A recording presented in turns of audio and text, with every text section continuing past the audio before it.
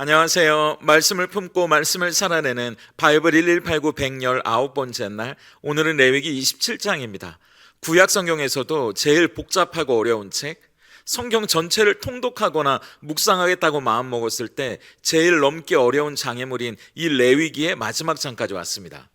이스라엘의 5가지 제사와 제사장, 정결한 것과 부정한 것을 나누는 정결법, 하나님의 백성으로 이스라엘 백성이 어떻게 거룩하게 살아가야 하는지에 대해 이야기하는 이 레위기의 대미를 장식하는 27장은 하나님을 향한 자발적인 약속과 헌신인 서원에 관한 규례들을 이야기합니다. 어제 26장을 나누면서 레위기가 복잡하고 어려운 제사와 정결, 그리고 성결에 대해 이야기하는 이유가 뭐라고 말씀드렸나요? 하나님께 나아가고 하나님과 동행하기 위해서라고 말씀드렸잖아요. 그런 의미에서 레위기의 마지막 선언이 자발적인 약속과 헌신에 대한 규례로 마친다는 건 레위기 전체가 지향하는 하나님과의 동행, 그 관계가 억지나 의무, 강제가 아니라 자발적인 사랑과 헌신이어야 한다는 것을 우리에게 보여줍니다. 그래서 레위기 27장은 크게 세 부분으로 나눌 수 있는데요. 우선 1절부터 13절까지는 사람이나 동물의 서원에 대해 이야기합니다. 사람이 자신이나 가축을 하나님께 드리기로 서원한다면 그 가치는 나이나 성별에 따라 달라집니다. 예를 들어 성인 남자는 50세겔, 성인 여자는 30세겔처럼 그 당시 노동자의 몇 년치 연봉에 해당하는 가치를 매겨서 그 서원의 무게를 가르쳐 주세요. 하지만 가난해서 그 가치를 감당하지 못하면 제사장이 조정하게 하시는 자비를 보여주시고요. 예물로 드리는 동물은 만약 그 동물이 정결하다면 서원했을 경우 바꾸거나 되찾을 수 없지만, 부정한 동물이라면 그 가치에 5분의 1을 더해서 물을 수 있다고 말씀해 주십니다. 이어서 14절부터 25절까지는 집과 밭의 서원에 대한 규례인데요. 집을 드리는 경우에는 제사장이 그 가치를 매기고 만약 물을 경우엔 5분의 1을 더해야 합니다. 땅을 서원한 경우에는 그 가치를 희년을 기준으로 하는데요. 남아있는 연수에 따라 값을 계산하고 만약 물을 때에는 역시 5분의 1을 더해야 한다고 말씀하시고, 서원한 밭을 다른 사람에게 팔면 희년에는 제사장의 기업이 되고, 만약 구입해서 얻은 밭을 서원으로 드리게 되면 희년이 되면 다시 원주인에게 돌아가게 하십니다. 이어서 26절부터 33절까지는 되물릴 수 없이 영원히 바쳐진 것에 대한 이야기거든요. 우선 가축의 첫 새끼는 이미 하나님의 것이기 때문에 서원의 대상이 될 수 없습니다. 그리고 하나님께 온전히 영원히 바쳐진 건 사람이나 가축이나 땅이나 팔 수도 물을 수도 없다고 말씀하세요. 그러면서 만약 그게 사람이면 반드시 죽이라고 이야기하시는 당혹스러운 구절을 보게 되는데요. 이건 설명이 필요할 것 같아요. 이건 사람이 누군가를 바치는 이야기가 아니라 하나님이 바치라고 명령하셨을 때를 이야기합니다. 예를 들어서 하나님이 가나안 땅에 들어가서 이스라엘 백성이 전쟁을 할 때 어떤 성을 정복하면 그 성의 사람이나 짐승이나 재산을 남기지 말고 온전히 바치라고 하시잖아요. 그래서 그게 사람이나 짐승이면 하나님의 심판의 의미로 남기지 말고 모두 죽여야 했습니다. 그러니까 죽음으로 하나님의 심판을 집행하게 되는 거죠. 잔인하다, 끔찍하다, 이런 인간적인 감정이 아니라 그것들은 하나님께 이미 드려졌기 때문이에요. 그래서 아간이 여리고 성에서 죽었던 이유가 뭡니까? 여리고를 정복하고 하나님께 온전히 드려진 제물에 손을 댔기 때문이잖아요. 하나님께 온전히 바쳐진 것은 인간이 임의로 손을 대서는 안 되는 겁니다. 그리고 땅에서 거두는 모든 소산의 10분의 1은 하나님께 거룩하게 드리라고 이야기하시면서 만약 11조를 물으려면 역시 거기에 5분의 1을 더해야 한다고 말씀하시고, 기르는 소나 양도 11조를 드려야 했고, 그렇게 정해진 건 구별되었기 때문에 물을 수 없다고 말씀하시면서 이 27장이 마무리됩니다.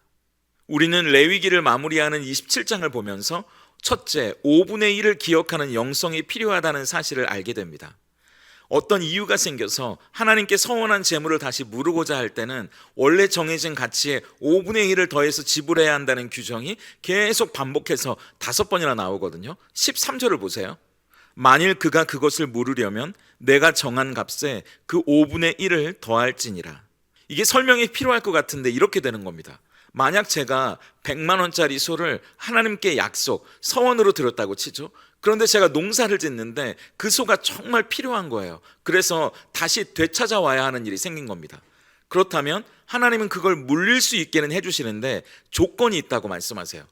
원래 그 소의 가치인 100만 원에 5분의 1, 20만 원을 더해서 120만 원을 내고 그 소를 다시 되찾아가게 하신다는 겁니다. 이 5분의 1은 단순히 위약금이나 이자가 아니라 이런 의미를 갖는데요. 우선 내가 하나님께 드린 건 이제 그때부터 내 것이 아니라 하나님께 속한 거룩한 것이 된다는 의미예요. 그러면 다시 그걸 되찾는다는 건 내 것을 돌려받는 게 아니라는 거죠. 하나님의 소유를 다시 사오는 일이 되는 겁니다. 그러니까 그건 당연한 게 아니라 하나님의 은혜가 되는 겁니다. 하나님의 것을 우리에게 주시는 거기 때문이죠. 그 은혜를 당연하게 여기는 게 아니라 그 은혜가 얼마나 값진 것인지 그 가치를 깨닫게 하기 위해서 5분의 1을 더하라고 말씀하십니다. 또 하나님과의 약속이 얼마나 진지한 것인지 생각하고 상황이 변해서 그 약속을 조정할 때는 더 큰 진심과 최선을 담아야 한다는 걸 우리에게 보여주세요. 예를 들어 생각해 보세요. 우리가 어떤 어른과 식사하기로 약속을 했다가 우리가 그걸 취소한다면 다시 약속을 잡을 때는 더 정성스럽게 약속을 잡지 않겠습니까? 그리고 죄송하니까 조그마한 선물이라도 준비한다던가 더 좋은 곳에서 대접하려는 마음을 먹잖아요. 하물며 하나님께는 어때야 하겠냐고 물어보시는 겁니다. 어떤 사람은 이렇게 생각할 수도 있을 것 같아요. 아니 100만 원짜리 드린 걸 되찾아오는데 5분의 1을 더해서 120만 원을 내야 한다면 그거 손해 아닌가? 그런데 레위기 마지막 장에서 하나님이 5분의 1을 이야기하시는 이유가 있습니다. 하나님이 그깟 5분의 1을 못 받아서 기어코 받아내셔야 하는 분이 아니잖아요. 하나님은 그 5분의 1을 통해서 하나님을 대하는 우리의 마음이 어때야 하는지를 가르쳐주고 싶으신 거예요. 여러분 같으면 만약 배우자가 여러분에게 결혼기념일에 정성스럽게 준비한 선물을 했어요. 그런데 여러분도 거기에 담긴 마음을 고마워했는데 갑자기 그걸 다시 돌려달라고 한다면 마음이 어떻겠습니까? 도대체 이 사람이 나를 어떻게 생각하는 거지? 그 사람의 마음이 의심스럽고 오해가 되지 않겠어요? 그런데 정말 그 사람이 미안해한다거나 어떤 사정이 생겼기 때문이라고 설명하면서 더 좋은 것으로 주겠다고 이야기하면 선물이 문제가 아니라 그 사람의 마음을 의심하거나 오해하지는 않을 거 아니에요. 하나님은 이 5분의 1이라는 장치를 통해서 하나님을 향한 우리의 마음의 자세와 태도를 잊지 않게 하세요. 그래서 더 귀한 하나님과의 관계를 지키게 하시는 겁니다. 5분의 1을 들여서 하나님과의 소중한 관계를 지킬 수 있다면 그건 손해가 아니라 더 큰 이익 아닌가요? 그러니까 이 5분의 1을 통해서 하나님, 우리에게는 이 5분의 1보다 하나님과의 관계가 더 소중합니다. 이 고백을 받기 원하신다는 거죠. 레위기에서 우리가 복잡하고 어려운 제사나 정결법, 수많은 거룩의 규례를 배운 이유도 그 하나님과의 관계를 위해서였으니까요. 부모로 자녀를 키우시는 분들은 그런 경험 해보신 적 없으신가요? 자녀가 크면서 청소년이나 청년이 되면 이 녀석들이 은근히 부모를 무시하거나 함부로 대하는 것처럼 느껴질 때가 있거든요.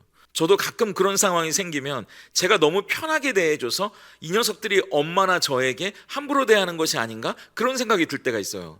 아이들에게 화가 나기 전에 아이들을 그렇게 키운 제 잘못인 것 같아서 씁쓸해질 때가 있는 거죠.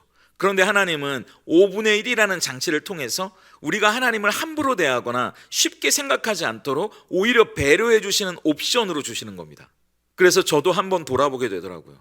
나는 하나님과의 약속을 너무 쉽게 생각하고 가볍게 여기지는 않았을까? 하나님께 드린 약속을 대수롭지 않게 여기고 잊어버린 건 없을까 하고요. 우리가 레위기를 마무리하면서 하나님께 드렸던 우리의 마음 그리고 우리의 약속들을 다시 한번 되돌아볼 수 있다면 좋겠어요. 더 깊은 책임감과 헌신의 마음으로 그분과의 관계를 더 소중히 여길 수 있는 우리가 될 수 있다면 좋겠습니다. 27장을 묵상하면서 우리가 보게 되는 두 번째 포인트는 헌신은 온전히 바치는 것이라는 사실이에요. 레위기 27장은 5분의 1을 더해 물을 수 있는 것들에 대해 이야기하면서 반대로 절대로 무르거나 되돌릴 수 없는 것도 있다고 이야기합니다. 28절을 보세요. 어떤 사람이 자기 소유 중에서 오직 여호와께 온전히 바친 모든 것은 사람이든지 가축이든지 기업에 바치든지 팔지도 못하고 무르지도 못하나니 바친 것은 다 여호와께 지극히 거룩함이며, 여기서 온전히 바쳐졌다는 걸 히브리어로 헤렘이라고 부르거든요. 하나님께 완전한 봉헌이 이루어졌다는 겁니다. 그래서 하나님의 것이 됐기 때문에 세상과는 다른 완전한 구별이 이루어졌다는 걸 의미해요. 이렇게 한번 헤렘으로 드려진 것들은 이제 완전히 하나님의 소유로 전환이 된 거죠. 그래서 인간이 편의상 어떤 이유가 생겼다고 물을 수가 없습니다. 변덕이 생겨서 되돌릴 수도 없어요. 완전히 절대적으로 하나님의 것이 되었기 때문이죠. 이 헬렘, 온전히 바쳐진 것이 우리에게 보여주는 영적인 원리가 있다면 뭘까요? 생각해 보세요. 우리가 구원받아 하나님의 자녀가 된 일, 그리스도 안에서 새로운 피조물이 된 일, 이런 것들은 이제 되돌릴 수도 물을 수도 없는 하나님의 놀라운 은혜입니다. 우리의 인생이 헬렘, 하나님께 온전히 또 완벽하게 드려진 거룩한 산 제물이라면 다시는 되돌릴 수 없기 때문에 이제 우리는 완벽한 하나님의 소유요, 그분의 거룩한 백성이 되었다는 사실이에요. 그렇기 때문에 우리는 로마서 8장 35절과 같이 고백할 수 있는 거잖아요. 누가 우리를 그리스도의 사랑에서 끊으리요?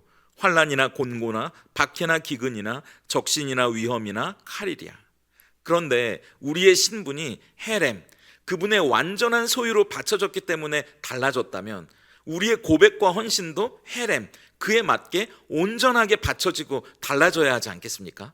왜 돌아갈 다리를 불태웠다는 말이 있잖아요. 언제든 돌아갈 수 있다고 생각하면 전부를 걸지 못하거든요. 언제든 힘들고 어려워지면 다시 돌아갈 수 있다고 생각하기 때문이죠. 하지만 돌아갈 다리를 불태웠다는 말은 살든지 죽든지 이제 여기에서 모든 걸 걸고 최선을 다하겠다는 결단을 하게 만듭니다. 우리가 예수님을 믿게 된 그 순간 이미 세상으로 돌아갈 다리는 불태워졌습니다.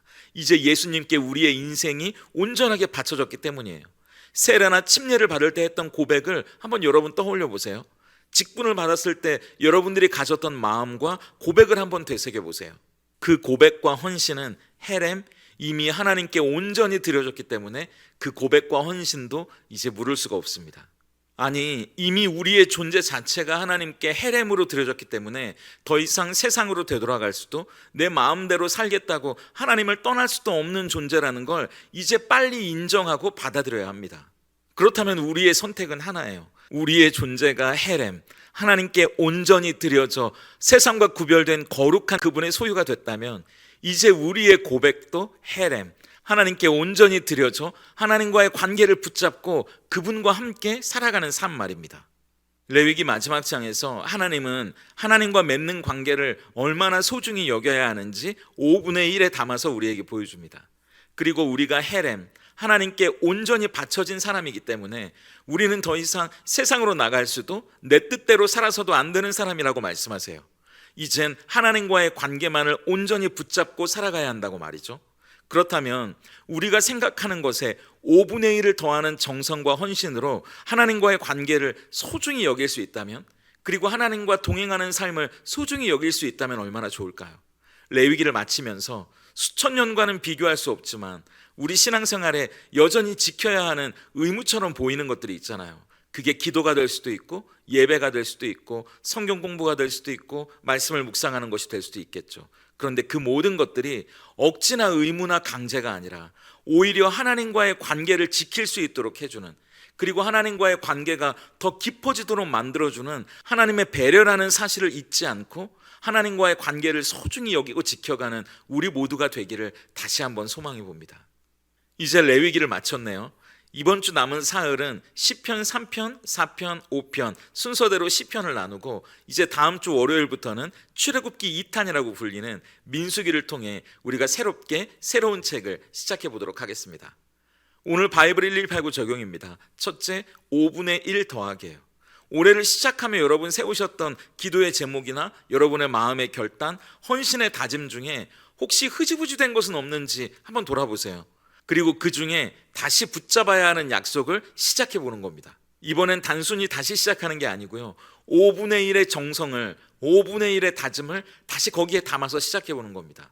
어떻게 그렇게 시작할 수 있을지 한번 계획을 세워보시고 실천할 수 있으면 좋겠습니다. 둘째, 나만의 헬렘 선포하기입니다. 하나님 앞에 온전히 드리고 절대 물러설 수 없는 나만의 헬렘을 한번 선포해 보세요. 그건 긍정적으로 어떤 특정한 시간을 드리는 것일 수도 있고요, 나의 노력을 하나님께 온전히 드리는 것이 될 수 있어요. 그런데 또 다른 의미에서는 부정적으로 나에게 영적으로 해로운 것들이 있잖아요. 그것들을 하나님께 온전히 드리는 헬렘으로 선포하는 겁니다. 그리고 단호하게 그것을 끊어내 보려고 노력할 수 있으면 좋겠습니다. 함께 기도하겠습니다. 레위기의 마지막 장을 덮으며 복잡하게만 느껴졌던 제사와 규례들을 통해 하나님이 얼마나 우리와 함께하고 싶어 하시는지 새롭게 깨닫게 되었습니다. 하지만 우리는 얼마나 하나님과의 약속을 가볍게 여겼는지 모릅니다. 감격 가운데 드렸던 주님과의 첫사랑의 서원들은 희미해졌고 마음의 헌신과 정성도 점점 인색해져 갔던 것 같습니다. 이제 저희의 삶에 5분의 1을 더하는 영성을 회복시켜 주시길 소망합니다. 기도의 5분의 1의 간절함을 더하고 예배에 5분의 1의 사모함을 더하게 하셔서 잊고 있었던 주님과의 소중한 약속들을 기억해내고 거기에 더 큰 진심과 헌신을 담을 수 있게 하시옵소서.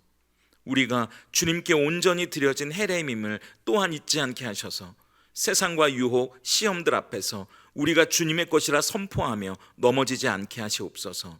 이제 세상으로 돌아갈 수도 돌이킬 수도 없는 하나님의 소유된 백성이오니 오직 주님만 바라보고 믿음의 경주를 완주하게 하시옵소서. 예수님의 이름으로 기도드립니다. 아멘.